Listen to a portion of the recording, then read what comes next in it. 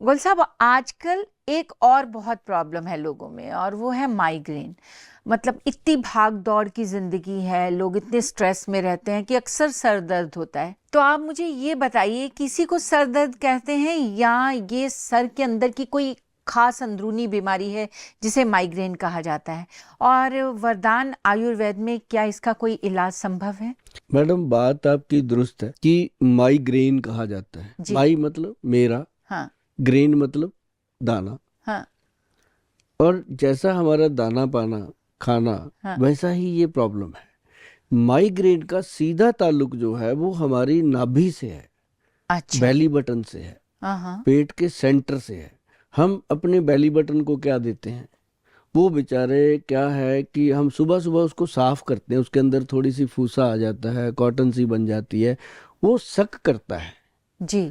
वो एक चक्कर है जो जिसे हम कहते हैं एक नाभि चक्कर है, जो चलता रहता है। हम अपनी नाभि को कुछ भी नहीं देते, और जबकि नाभि को तेल लगाना चाहिए या देसी घी लगाना चाहिए, ताकि आप पूरी तरह से आपका नाड़ी तंत्र जो है वो लुब्रिकेट रहे।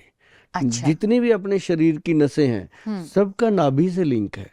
क्योंकि जब बच्चा माँ के पेट में होता है तो हाँ। वो नाभि से ही सारा खाना वाना लेता है। बिल्कुल। तो जब वो बच्चा जन्म लेके बाहर आता है तो उसको काट देते हैं, तो हम्म। उसको हम बोलते हैं ये नड़ुआ काट दिया। जी। कोई कुछ बोलता है अलग अलग, अपने भाषा में हम नाड़ुआ बोलते हैं। तो वो कट जब हो गया तो मदर का अलग से वो खत्म कर देते हैं, तो बच्चे का धीरे धीरे वो झड़ जाता है। पहले तो मिडवाइफ होती थी, दाइयाँ होती थी, वो उसको करती थी। अब हॉस्पिटल से तीसरे दिन छुट्टी मिल जाती है। अब घर पे दादी भी नहीं होती बच्चे की, नानी भी नहीं होती, कई बार मेड ही होती है। तो जी। वो जो बच्चा है उसकी जो नाभि है, उसको तेल लगाना तो बहुत दूर की बात है, उसकी केयर भी नहीं करते। तो धीरे धीरे जब वो बड़ी होते हैं तो जाकर के वो पूरा सिस्टम जकड़ जाता है, जिससे माइग्रेन, सर्वाइकल, बॉडी में दर्द, बॉडी एक, छोटी उम्र में बीमारियां होना, शुगर हो जाना, ये हो जाना। तो जैसे ही हम मतलब आप देखिएगा, जिसको भी माइग्रेन का जब अटैक आता है जी। तो उसको पेट में गैस बनती है, हम्म। गुबार चढ़ता है, फिर वो उसको लाइटें बुरी लगती हैं कि लाइट बंद कर दो। फिर उसको मतलब हर चीज़ ऐसे लगती है कि मेरे दुनिया बुरी लगती है। कोई बात मतलब उसको अगर कोई कहे चल भाई तेरे को वहां से मैं गोल्ड लेके देता हूँ जो तेरे को गिफ्ट मिलना है, वो कहेगा यार गोली मार, मेरा मन ही नहीं है कहीं जाने का। तो मतलब बिल्कुल। इस तरह की चीज़ों को भी वो इग्नोर करता है। और जब तक वो उल्टी नहीं कर लेता, वॉमिट नहीं कर लेता, तब तक उसको चैन नहीं आता। जब वॉमिट करने से माइग्रेन शांत होता है तो इसका मतलब क्या है कि पेट से रिलेटेड है, तो हाँ। पेट में प्रॉब्लम है। तो हम क्या करते हैं, माइग्रेन की दर्द हुआ, गोली खाई लेट गए, गोली हम्म। खाई लेट गए। वो गोली से क्या हुआ, अंदर गोली ने जा करके अपना जो काम करना था वो कर दिया कि आपकी वेन्स को डेड कर दिया। तो आपका सिस्टम जो है वो पेन की तरफ बढ़ता गया। तो वो धीरे धीरे धीरे धीरे आधा सिर हो रहा था, फिर पूरा होने लगा, फिर फटने लगा। तो इसके लिए भाई बंधुओं, सबसे बढ़िया चीज़ है कि आप सरसों का तेल या देसी घी अपनी नाभि में लगाइए, और इतना सा ऐसे सरसों का तेल लीजिए, दोनों नाक में थोड़ा थोड़ा, और ऐसे करके थोड़ा सा कान में डालना नहीं है, ऐसे लगा देना है। 15 दिन में आप बोलोगे गोयल साहब थैंक यू, आपने कुछ बताया है हमें। और साथ ही एक बहुत गुड मैं आपको मेडिसिन बताता हूँ। आप किसी भी मेडिकल स्टोर पे जाएंगे, आपको ये चीज़ें मिल जाएंगी, उनको मिक्स करके आप उसको डोज बना लीजिएगा। गोदंती भस्म आता है, गोदंती भस्म जो है वो आपके फीवर तक को ठीक कर देता है। साथ में प्रवाल पिष्टी है जो आपके मस्तिष्क को शांत करता है, और उसके साथ है मुक्ता शुक्ति पिष्टी जो आपकी नर्व सिस्टम जो पेट का है उसको लुब्रिकेट करता है। तीनों को लेना है, गोदंती 10 ग्राम, मुक्ता शुक्ति 5 ग्राम, प्रवाल पिष्टी 5 ग्राम, मिलाओ, इसकी 20 पुड़िया बनाओ। एक पुड़िया रोज, आधी पुड़िया सुबह, आधी पुड़िया शाम को ले लीजिए, हनी में मिक्स करके चाट लीजिएगा। चंद दिनों में आप भूल जाओगे कि ये माइग्रेन होता क्या है।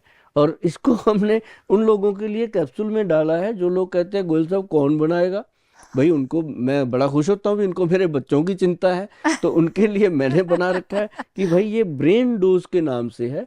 आप कहीं भी गूगल पे सर्च करेंगे ये प्रोडक्ट आपको मिल जाएगा। इसका एक ही कैप्सूल शाम को 5 बजे, इसका टाइम फिक्स है 5 बजे, चाहे आप इंडिया में हो चाहे आप इंडिया से बाहर हो, इसको 5 बजे का टाइम फिक्स रखना, या 4 और 5 के बीच में कोई भी वेरिएशन हो सकता है, आधे घंटे का। तो ये इसका एक फंडा है ये 4-5 बजे का, कि सूर्य अस्त होने से पहले पहले इसको ले लेना है। और दूसरी बात, नाभि में तेल जो आपको मैंने बोला कि लगाना है, तो सरसों का तेल, देसी घी, कुछ भी आप लगाएंगे चलेगा। अगर आपको लगता है कि थोड़ा बहुत पैसा अपने पास ज़्यादा है, गोयल साहब को देना है, तो उसके लिए आप नाभि टच इस्तेमाल कर सकते हैं। तो नाभि टच जो है ये गवर्नमेंट से सर्टिफाइड है, जीएमपी सर्टिफाइड है, और इसके जो बेनिफिट्स हैं इसके ऊपर लिखे हैं। गूगल पे जाके सिर्फ नाभि टच ऑयल लिखेंगे, आपके सामने ये पूरी तरह अपना रूप लेके खड़ा हो जाएगा। तो इसमें क्या है, इसमें लहसुन है और प्याज है और काली मिर्च है, 3 चीज़ों का मिश्रण है, और जो आपके इस ब्रह्मांड को पूरी तरह से चालू कर देते हैं और आपके नर्व सिस्टम को लुब्रिकेट कर देते हैं। इसकी सिर्फ 2 बूंदें रात को सोने से पहले, सुबह नहाने के बाद, अगर आप रोज नहाते हो तो रोज लगाइए, अगर कभी कभी नहाते हो तो कभी कभी लगाइए। तो और ये 10-15 दिन बाद नहाते हैं, वो 10-15 दिन बाद लगाइए। वो तो ना ही लगाएं, क्योंकि वो खुद के दुश्मन हैं। वो देखिए हमारे कैमरामैन हंस रहे हैं, वो 10-15 दिन बाद नहाते हैं। जी बिल्कुल बिल्कुल बिल्कुल। तो माइग्रेन का इलाज आप अपने घर में भी कर सकते हैं, और अगर नहीं करना चाहते तो गोयल साहब से दवाइयाँ ले सकते हैं, उन्हें पैसा दे सकते हैं, उनके बच्चों के लिए पैसा दे सकते हैं, और कुछ पैसा आप हमारे लिए भी दे सकते हैं।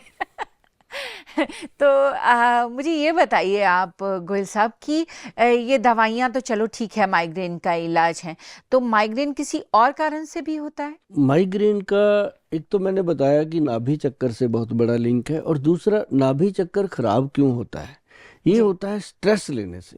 हाँ। स्ट्रेस ऐसा नहीं है, थोड़ा बहुत सबको है, किसी को किसी चीज़ का, किसी को किसी चीज़ का, किसी को पड़ोसी ने गाड़ी बड़ी ले ली उसका स्ट्रेस है, किसी का बेटा ज़्यादा पढ़ रहा है, किसी का कम पढ़ रहा है। ये स्ट्रेस नहीं होता।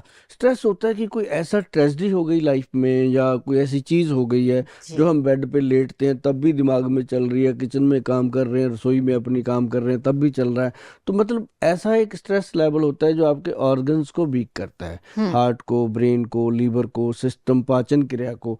तो वो सारी चीज़ें जब डिस्टर्ब होती हैं तो ये प्रॉब्लम आती है। अब जो लोगों को स्ट्रेस आता है, मैं उनको बड़ा खुले से बोलता हूँ, जब मेरे पास आके बैठते हैं 2 मियाँ बीवी, हाँ। तो मैं उनको बोलता हूँ भाई पहले तो आप, साल में 365 दिन होते हैं, 360 दिन लड़ो मरो कटो जो करना करो, 5 दिन हनीमून पे चले जाओ हर साल। जी।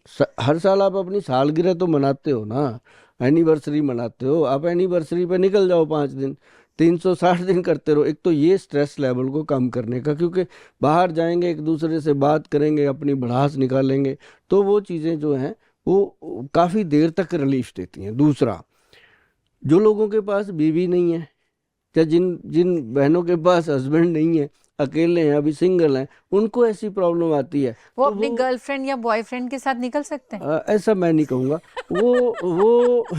वो नेचर के साथ जा सकते हैं।